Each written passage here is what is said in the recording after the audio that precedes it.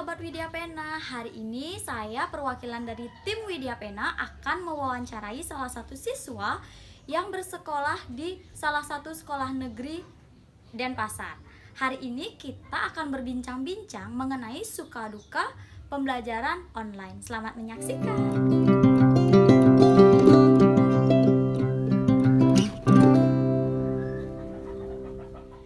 Halo sahabat Widya Pena, seperti yang sudah saya sampaikan tadi, hari ini di sebelah saya sudah ada salah satu siswa yang akan kita wawancarai mengenai pembelajaran daring. Sebelumnya, yuk kita kenalan dulu siapa sih dia? Halo, namaku Adi Mahendra, kelas 12 IPA 5 dari SMA Negeri 5 Denpasar. Oke, jadi namanya adalah Adi Mahendra dari SMA Negeri 5 Denpasar. Sekarang kita tanya yuk bagaimana sih pembelajaran daring di sekolahnya. Oke, Adi, sebelumnya kita dari tim Widya Pena akan berbincang-bincang nih mengenai pembelajaran daring. Sebelumnya ingin tahu dong, apakah sebagai seorang siswa Adi merasakan kangen dengan pembelajaran di sekolah, tidak bertemu teman-teman dan hanya belajar di rumah? Silakan. Ya tentunya kangen ya, karena udah lama nggak ke sekolah. Jadi ya kangen suasana belajar bareng-bareng, terus diajarin sama guru tuh. Apalagi makanan kantin paling kangen. Kangen makanan kantin ya. Jadi dia bilang bahwa benar-benar kangen dengan pembelajaran di sekolah, terutama makanan di kantin. Oke. Sama minjem buku-buku di perpus. Oh, Biasa minjem di tiap buku minggu di pasti perpus. minjem. Oh. Nah, patut dicontoh nih sebagai generasi muda, kita harus rajin ke perpustakaan ya, supaya kita bisa banyak memiliki pengetahuan yang luas. Baik Adi, misalnya kan tadi Adi bilang Adi kangen dengan pembelajaran dan suasana di kelas. Misalnya kegiatan apa sih yang biasanya kalian lakukan di sekolah sekarang tidak bisa kalian lakukan bersama-sama seperti itu? Kegiatan yang nggak bisa dilakukan di sekolah Yang dikangenin apa? yang dikangenin ya suasana belajarnya. Belajarnya aja. Ya, Atau mungkin di kerja sekolah kelompok bareng kerja di kelompok. sekolah. Kan biasanya kalau proses pembelajaran tuh nggak serta merta guru ngajar tok, jadi siswa harus ada tanggap juga buat kerja kelompok bareng-bareng nyelesain apa sih pelajarannya itu gitu loh. Berarti kadang-kadang di kelas juga melaksanakan kerja kelompok juga ya. Baik. Itu dia patut kita contoh ya, bahwa di sekolah tidak hanya saat pembelajaran kelas berlangsung saja, tetapi manfaatkan waktu-waktu luang untuk belajar bersama. Selanjutnya ingin bertanya juga, apa sih cita-cita dari seorang Adi Mahendra ini? Cita-cita pengennya kedepannya jadi seorang psikolog klinis yang bukan hanya buka konseling atau terapi, juga bisa menghadiri seminar atau workshop sebagai pembicara. Wow. Selain itu juga pengen buka shelter untuk menampung anjing atau kucing-kucing terlantar di jalan. Ya, itu tadi cita-cita yang benar-benar sangat bagus banget. Untuk kalian di rumah juga harus ditiru ya, cita-cita dari Adi Mahendra yang benar-benar harus dikejar. Oke Adi, selanjutnya ingin bertanya dong, bagaimana sih cara seorang Adi Mahendra ini menghilangkan kangennya atau menghilangkan rasa rindunya kepada teman-teman, pembelajaran maupun guru-guru di sekolah? Biasanya kalau di rumah aja, aku biasanya nyari aktivitas yang bikin sibuk, kayak baca-baca buku bacaan kayak novel. Tapi karena keadaan kayak gini kan biasanya aku minjem di perpus buku-buku novel tuh, karena nggak sekolah lagi, jadi ya beralih ke Wattpad atau ya semacam novel online gitu. Jadi selain itu untuk menghilangkan kejenuhan di rumah, aku juga biasa merawat tanaman-tanaman hias dan melakukan aktivitas-aktivitas fisik seperti olahraga, seperti jogging, terus yoga. Nah, itu dia hal-hal yang dilakukan oleh Adi Mahendra ketika rasa kangennya dengan guru, dengan sekolah, dengan teman-temannya, dengan suasana belajarnya. Dia memilih untuk menggantikannya dengan hal-hal positif seperti membaca buku, membaca novel, dan membuat tulisan juga ya. Iya, kayak apa sih, puisi-puisi terus sajak-sajak. Biasanya kalau misalnya udah jadi, biasanya kak jadiin bahan lomba gitu, lumayan dapat kalau menang. Wah, sangat bagus ya. Generasi muda sekarang tidak hanya membuang-buang waktunya untuk bersenang-senang dengan teman, tetapi alangkah lebih baiknya untuk mengambil hal-hal positif seperti yang sudah bilang oleh Adi Mahendra. Nah, Adi, seperti yang kita ketahui, sekarang kita sedang diserang oleh virus COVID-19. Menurut Adi, apa sih dampak dari virus COVID-19 ini dalam pembelajarannya Adi? Mungkin dari segi negatifnya, dari segi positifnya, boleh dijelaskan. Kalau dari segi positifnya, belajar daring ini kita sebagai siswa bisa mengenal teknologi lebih dalam, cara mengaplikasikan teknologi lebih baik, kayak browsing untuk pelajaran sekolah, untuk mencari apa sih poin-poin tambahan dari pelajaran sekolah. Selain itu juga kita bisa belajar secara fleksibel, di mana aja kita bisa belajar tanpa kayak mengenakan seragam yang super gerah gitu. Harus kayak dulu tuh kan tiap hari ada aja jadwalnya, seragamnya beda-beda. Itu yang bikin apa sih nggak fleksibel jadi. Terus kalau dampak negatifnya lumayan banyak ya, karena kita sebagai siswa, guru hanya memberikan materi dan soal terkait materi yang udah dikasih. Jadi kita mau nggak mau harus cepat tanggap untuk mengertikan materi yang udah diberikan, karena biasanya kalau guru ngasih materi, dia ngasih soal terus dikasih tenggat waktu kurang dari 24 jam. Itu yang membuat kita tuh kayak harus cepat menangkap materi supaya bisa menjawab soal-soal yang udah diberikan. Oke, itu dia ya sahabat Widya Pena. Ternyata Adi Mahendra merasakan benar-benar berdampak banget dalam pembelajarannya dari virus COVID-19 ini. Ada dampak positif dan ada dampak negatifnya. Tenang saja buat kalian semua, apapun itu kita harus tetap jalanin ya dengan rasa bersyukur, dengan menjaga kesehatan. Oke, tadi kita bahas mengenai dampak dari COVID-19 dalam pembelajaran yang dirasakan oleh Adi. Sekarang kita tanya Q, apa sih suka dukanya dia dalam pembelajaran daring?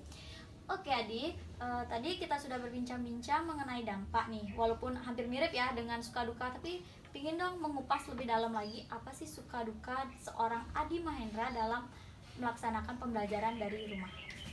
Mungkin dari sukanya dulu deh ya, dari yang senang-senang dulu deh. Sukanya kalau dari pembelajaran daring tuh kan kita masuk kelas, ada kelas tuh jam 8.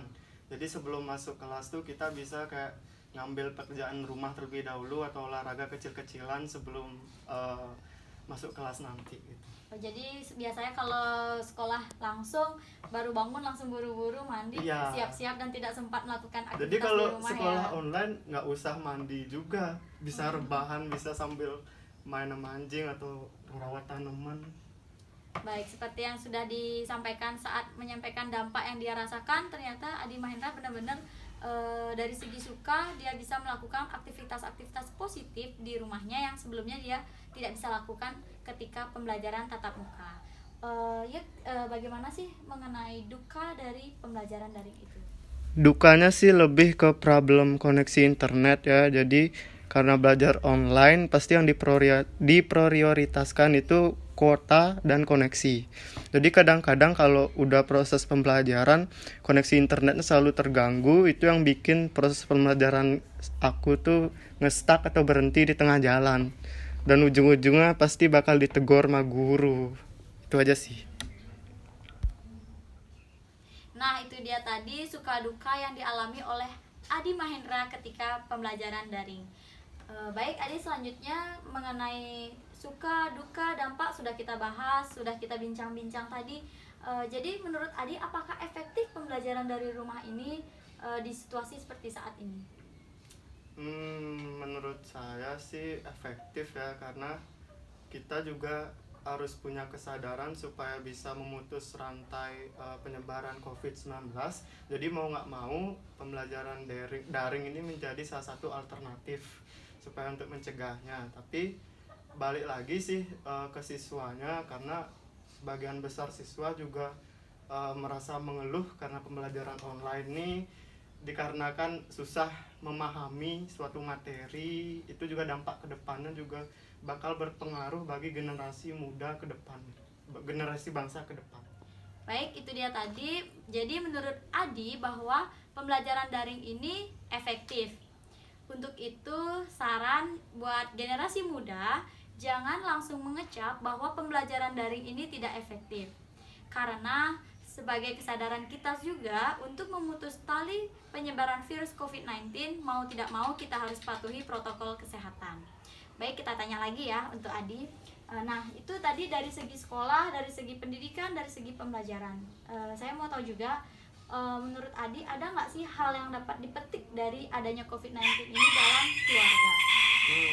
Ada sih, karena dari COVID-19 ini kita bisa lebih mengenali lebih dalam keluarga sendiri, karena kan dulunya semua super sibuk ya, bekerja sana sini, jadi nggak pernah prihatin sama anggota keluarga lain. Jadi ya dari sini kita bisa kayak saling koneksi antar keluarga tuh bisa lebih erat, bisa saling sharing atau apa gitu, bincang-bincang gitu demi memperkuat koneksi keluarga. Oh, jadi yang biasanya sibuk jalan dari rumah, sekarang kita bisa kumpul-kumpul bersama, seperti itu ya. Jadi terakhir dari kita, saya ingin tahu dong, apa sih yang ingin Adi katakan bagi mereka yang tidak bisa diam di rumah, harus bekerja, harus keluar dan melakukan aktivitas di luar rumah, dan apa juga yang ingin Adi katakan bagi mereka yang sudah mengikuti anjuran pemerintah untuk tetap berada di rumah. Oke, pandemi COVID-19 ini kan kita nggak bisa memprediksi kapan berakhir ya. Jadi sampai sekarang ini juga udah 10 bulan kita hidup berdampingan dengan COVID ini. Jadi mau nggak mau sebagian besar orang tuh harus keluar bekerja demi memenuhi kebutuhan hidupnya. Nah, saranku untuk mereka yang bekerja di luar sana untuk tetap mengikuti anjuran pemerintah dalam disiplin menggunakan atau mengaplikasikan protokol kesehatan seperti membawa hand spray atau hand sanitizer setiap keluar, terus mencuci tangan setelah melakukan atau setelah selesai bekerja atau melakukan sesuatu hal, terus selalu menjaga jarak satu sama lain kurang lebih 1 meter. Terlebih lagi untuk meminimalisir kegiatan-kegiatan yang mengundang orang banyak atau berkerumunan gitu. Dan untuk mereka yang udah stay di rumah aja, aku ucapkan terima kasih karena mereka udah punya effort yang besar dalam memutus rantai penularan COVID-19 ini. Baik, itu dia tadi ya. Jadi Adi menyampaikan untuk mereka yang sedang berada di luar rumah dan tidak bisa diam di rumah saja, untuk selalu mengingat anjuran pemerintah mengenai protokol kesehatan. Dan buat mereka yang berada di rumah, Adi juga menyampaikan terima kasih banyak karena mau menjaga dan mau memutuskan rantai dari penyebaran virus COVID-19. Oke, sahabat Widya Pena, sudah banyak bincang-bincang kita hari ini dengan Adi Mahendra. Mungkin pesan dari kita hari ini untuk kalian yang mungkin menonton channel YouTube dari Widya Pena, tetaplah jaga kesehatan, patuhi protokol kesehatan, dan jangan lupa untuk terus berkarya, berinovasi, dan berpikir hal-hal yang positif. Baik, Adi, mungkin ada kata terakhir yang ingin diucapkan? Kata terakhirnya selalu berbahagia. Baik, itu dia tadi ya dari Mahendra. Oke, sahabat Widya Pena, sekian dari kita. Jangan lupa subscribe dan like ya. Jika kalian ingin berkomentar, kami sangat membuka kolom komentar untuk kalian agar kami terus bisa berinovasi dan berkarya semaksimal mungkin. Bye-bye.